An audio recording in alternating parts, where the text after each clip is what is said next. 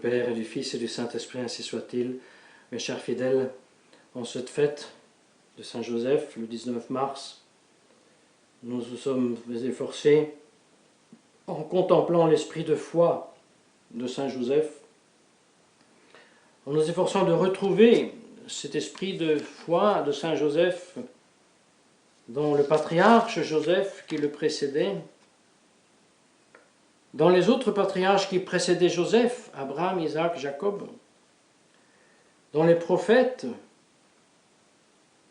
dans Moïse avant, dans les prophètes, dans les Maccabées, et surtout dans la très sainte Vierge Marie et Saint Joseph, eh bien nous sommes efforcés de retrouver cet esprit de foi qui fait si que Saint Joseph a pu triompher des angoissantes situations existentielles qu'il a vécues.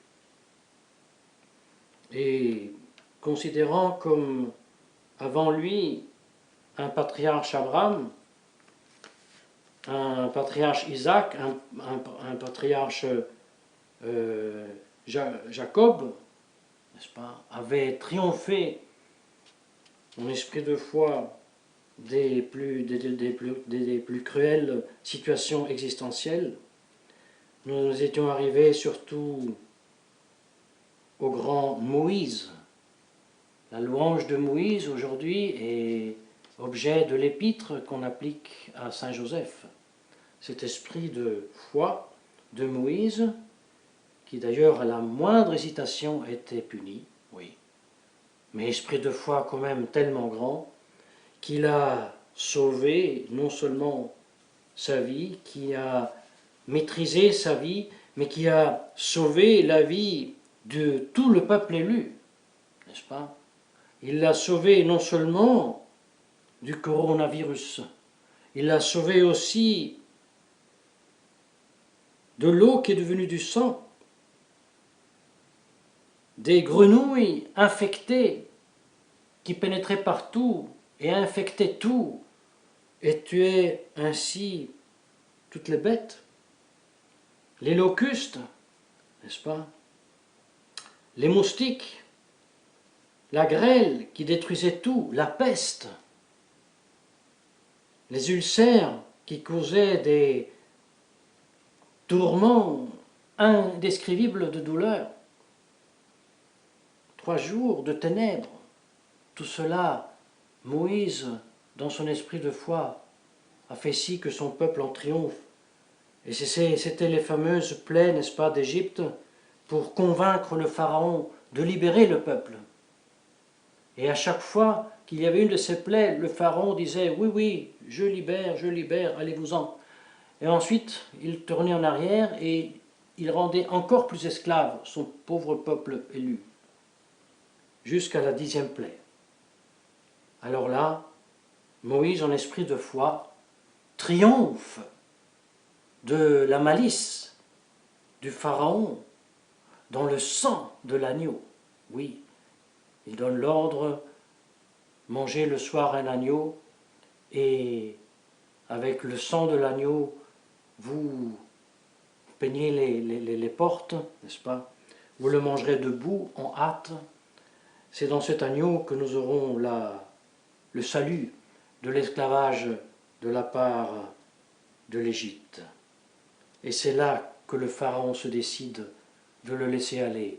Et voilà le grand triomphe, n'est-ce pas, de Moïse, qui en esprit de foi échappe non seulement au tyran, mais aussi le fait déglottir par les flots de la mer lorsque il le persécute. Bien chers fidèles, esprit de foi que nous trouvons dans les prophètes, Élie, Élisée, dans Daniel, n'est-ce pas, dans Anani, Misaël et Azarias, qui chantent les gloires de Dieu au plein milieu des flammes d'un feu qui était allumé à plusieurs milliers de degrés. Toute cette foi qui faisait, durant toute l'humanité, triompher du péché, du démon, et de ceux qui au nom du démon, essayaient de rendre en esclavage, de soumettre cyniquement le peuple élu. Même esprit de foi donc que animait le plus grand et dernier des prophètes, Saint Jean-Baptiste.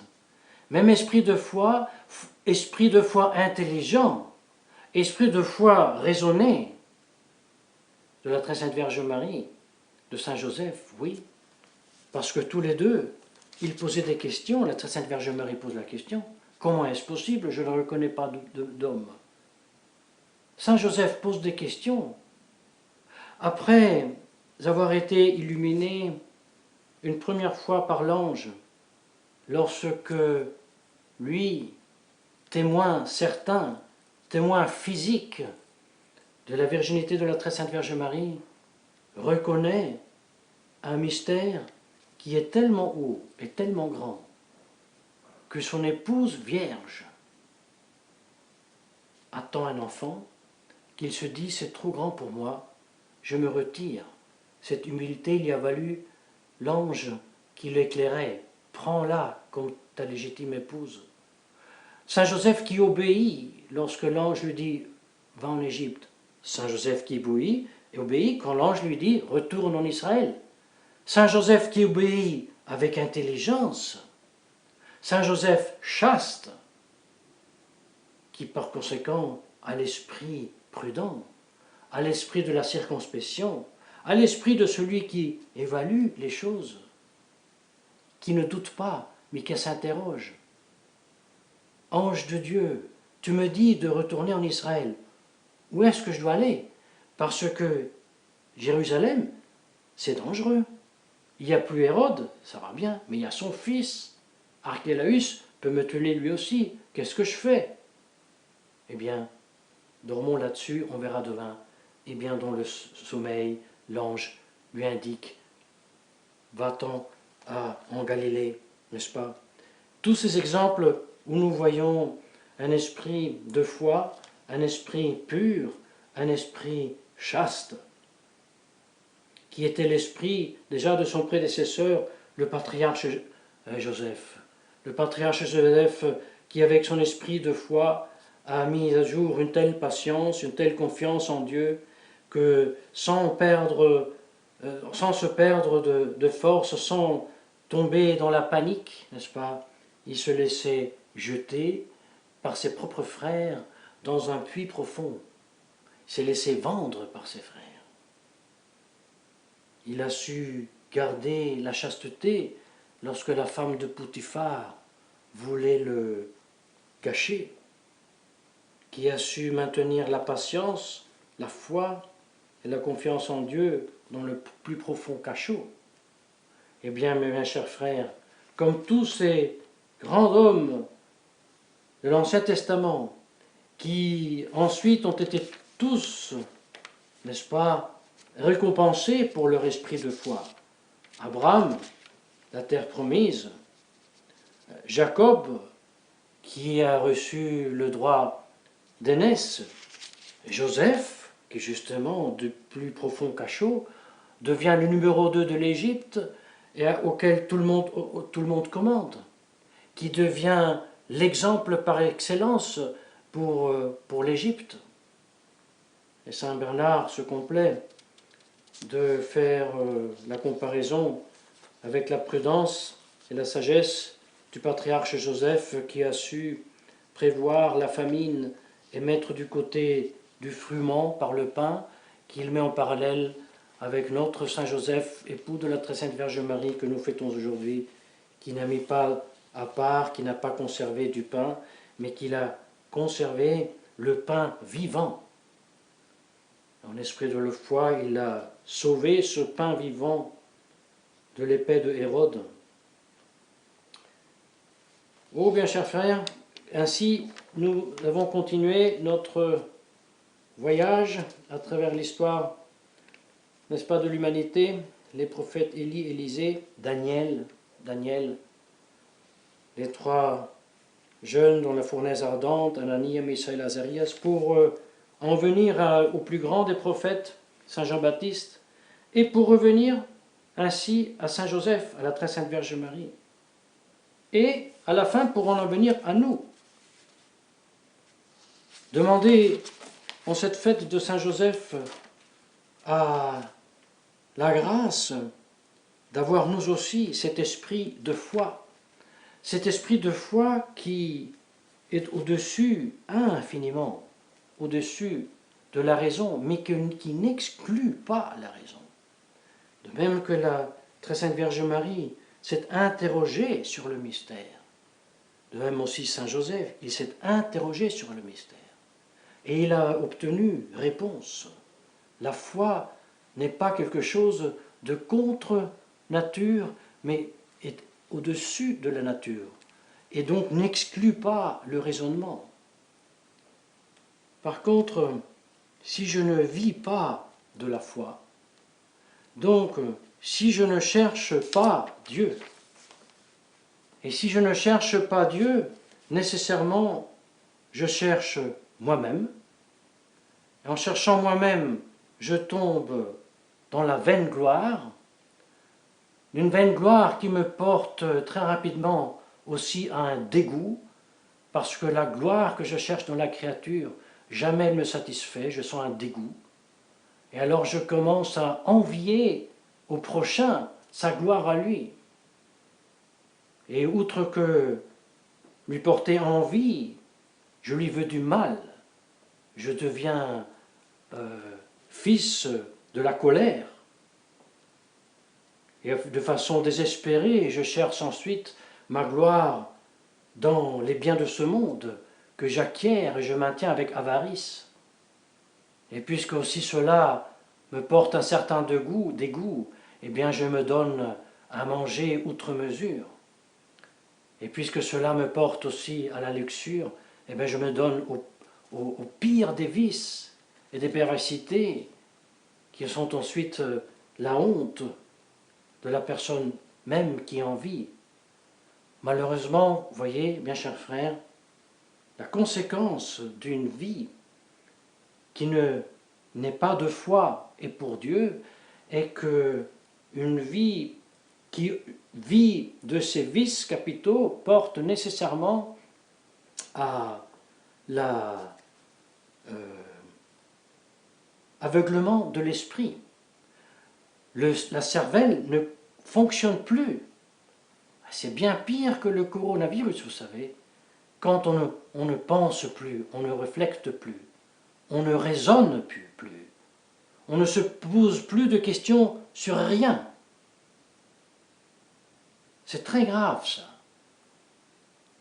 Et j'en viens à la situation actuelle, n'est-ce pas? Alors, tout le monde reste à la maison, personne ne sort dans la rue, parce qu'il y a le grand danger de mourir. Quoi faire? C'est angoissant. Mais c'est angoissant, comme toute la vie peut porter des situations angoissantes. Comme pour Saint Joseph, la situation pouvait être angoissante, savoir que tous les premiers-nés seront tués par Hérode. Angoissant comme pour Moïse, lorsqu'il savait son peuple élu sera exterminé par les Égyptiens. Angoissant comme pour Daniel, que le pays de son propre peuple porté en Babylonie tombe en esclavage et peut être exterminé. Angoissant d'entendre aux nouvelles que tant de centaines de personnes sont mortes en Italie, en Allemagne, en Chine, pour le virus. Quoi faire? Se donner à la panique? Non. Qu'est-ce qu'on fait? Tout d'abord, on s'humilie devant Dieu.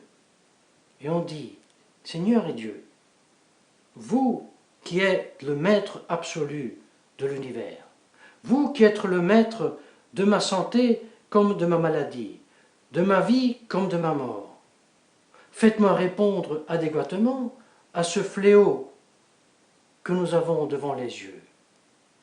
Ah, là, ça change. Alors j'ai chassé déjà la panique, je me mets en présence de Dieu, et puis je commence aussi à réfléchir. Comme Saint Joseph réfléchissait lorsqu'il devait retourner de l'Égypte au Israël, où vais-je? Comme ça, je réfléchis aujourd'hui, et je me pose la question. Bien, coronavirus, quoi faire? Qu'est-ce que c'est? En attendant, bien, très bien, on obéit, on ne sort pas de la maison, on ne fait pas de déplacements inutiles. Mais qu'est-ce que c'est? Mais vous savez, se poser la question, qu'est-ce que c'est le coronavirus? C'est un signe que même si nous sommes porteurs, sains du coronavirus, c'est un signe que le virus n'a pas attaqué notre cervelle. Ça veut dire que nous sommes encore capables de poser une question. C'est-à-dire nous sommes au-dessus de la seuil de la panique dans une situation. C'est une grande grâce, ceci. Eh bien, puisque, et justement parce que nous obéissons aux directives données par l'autorité civile de ne faire rentrer personne dans cette chapelle, ce que nous avons fait, nous nous sentons quand même aussi en devoir de tirer votre attention, de vivre cette situation, mais avec et non pas sans la cervelle, avec la réflexion et non pas sans la réflexion. Qu'est-ce que cela veut dire? Eh bien, quand nous entendons hier ou avant-hier ou je ne sais pas quoi, le jour X, sont mortes dans tel pays 340 personnes. Très bien, ou très mal, nous sommes affligés. Nous prions pour ces 340 âmes. Nous implorons Saint Joseph, le patron des mourants, qui veulent assister tous ceux qui doivent mourir aujourd'hui, bien sûr.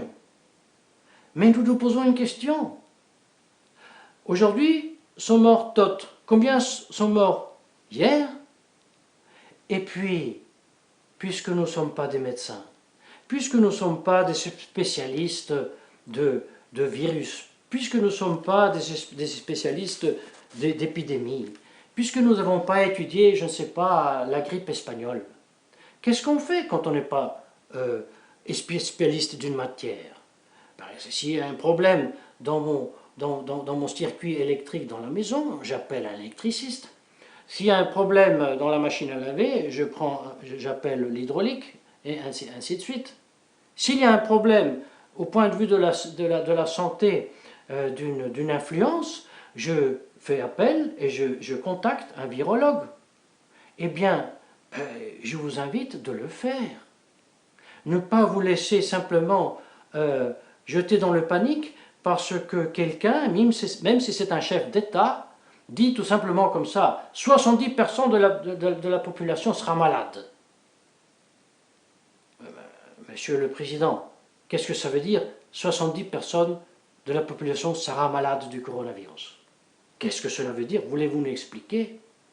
Non, je le dis comme ça. Et toi, tu restes à la maison. Bon, je reste à la maison, j'obéis. Mais je vais quand même réfléchir. Et je vais interroger quelqu'un qui est du métier. Parce que aussi toi, président, puisque tu gouvernes, tu as le premier devoir du conseil, de te faire conseiller par qui est spécialiste en matière. Et il y en a beaucoup. Et à ce propos, sans entrer dans les détails de virologie, de virus, de microbes et nanopathologie et je ne sais pas quoi, épidémie, ce n'est pas le lieu, mais quand même, je veux vous indiquer un de ces spécialistes, n'est-ce pas? Donc un spécialiste de pneumologie, un spécialiste des épidémies, un spécialiste de l'Académie pour la santé publique, n'est-ce pas? Et pour la médecine du travail, un membre de la Johns Hopkins University dans le secteur spécialiste d'épidémiologie et aussi de l'économie de la santé, de Baltimore, n'est-ce pas? Un médecin qui a donc aussi pratiqué comme médecin sur les grands bateaux, dans les ports, un spécialiste de la médecine interne, de l'hygiène et de la médecine de l'ambiance. Il s'agit du docteur Wolfgang Wodarg, qui était interviewé et qui a donné des explications que je ne vais pas exposer ici en détail, mais qui à la fin nous font réfléchir. Parce que quand il nous dit, vous savez, on vous parle de ce virus, mais est-ce qu'on vous a dit qu'est-ce que c'est un virus? Est-ce qu'on vous a expliqué combien de virus existent? Est-ce qu'on vous a expliqué que le fameux coronavirus est à 5 jusqu'à 15% présent dans tous les autres virus? Quand on vous dit que tant de personnes sont mortes, on vous a mis ces chiffres en comparaison avec les morts de l'année dernière et des autres années. Quand on vous dit que 70% de la population sera malade de ce virus, est-ce qu'on vous a dit combien de personnes sont malades tous les ans dans cette période de ce virus? Combien de personnes meurent toutes les années d'une influence d'un virus qui contient aussi le coronavirus? Je vous fais présent que les chiffres actuellement publiés, en vertu desquels tous sont là à la maison, sont en partie inférieurs des années dernières et passées. C'est ahurissant. Ça veut dire que nous sommes moins cibles du coronavirus, mais plutôt du virus de la phrase de Dante, hanno perso il bene dell'intelletto, ils ont perdu le bien de l'intellect, ils ne réfléchissent plus. Comme des poules avec la tête coupée qui courent dans la cour. C'est indigne de la personne humaine. Mais nous devons malheureusement réduire à cette panique générale ou cette non-considérance générale à l'apostasie générale. C'est un fruit non seulement spécifique de la luxure, celui de ne plus réfléchir, de ne plus agir avec circonspection, d'agir avec précipitation, d'agir dans le panique. C'est le fruit d'un esprit qui ne lève plus son âme à Dieu. La semaine dernière, nous avons ponctualisé combien il est ahurissant et blasphématoire qu'une société religieuse qui usurpe le nom catholique dit qu'il ne faut pas dire le sacrifice, qu'il faut rendre le culte public à Dieu. D'autre part, nous avons souligné que c'est cohérent, parce que la nouvelle religion non catholique de Concile Vatican II voit dans l'action du culte un acte privé des individus, ne voit pas un acte public qui doit rendre la société autre que l'individu en tant que société à Dieu. C'est pour ça qu'elle a voulu la liberté religieuse. Et de même que la société civile, vous nous rappelez, semaine dernière, dit, si tu prends un café, c'est une chose privée, eh bien tu ne vas pas le prendre parce que c'est dangereux, tu peux être contaminé ou contaminer les autres. Comme ça, l'Église non catholique du Concile Vatican II dit, tu n'iras pas à l'Église parce que c'est une chose privée, tu risques d'entamer quelqu'un. Tandis que Abraham, Isaac, Jacob, Joseph, Moïse, les Maccabées, mais aussi Saint-Pierre, ses successeurs, tous, lorsqu'il y avait un fléau, la première chose qu'ils faisaient publiquement, toute la société, se mettait à genoux devant Dieu et demandait que le fléau s'en aille. Non, plus aujourd'hui. La conséquence, c'est qu'on ne pense plus. La conséquence, qu'on est puni, comme le dit saint Paul dans l'Épître aux Romains, laissé aux propres passions. Et voilà le démon, avec ses suppôts, qui rit cyniquement de pays, d'un continent entier, qui dans la panique reste à la maison. Aussi nous restons à la maison, mais nous réfléchissons. Et comme nous sommes bien conscients que c'est un crime d'aller dans un supermarché quand on est soi-même gravement malade et on a une maladie infective, de même c'est un crime, c'est un délit de causer une fausse alarme. Que ceux qui ont mis cette alarme dans le monde veuillent réfléchir, veuillent prendre la tête entre les mains. Surtout les fameux exponents de la politique, soi-disant des peuples, des droits, n'est-ce pas? Ils se taisent tous. Où sont-ils? Pourquoi ne font pas parler ces grands spécialistes qui expliquent les choses comme elles sont?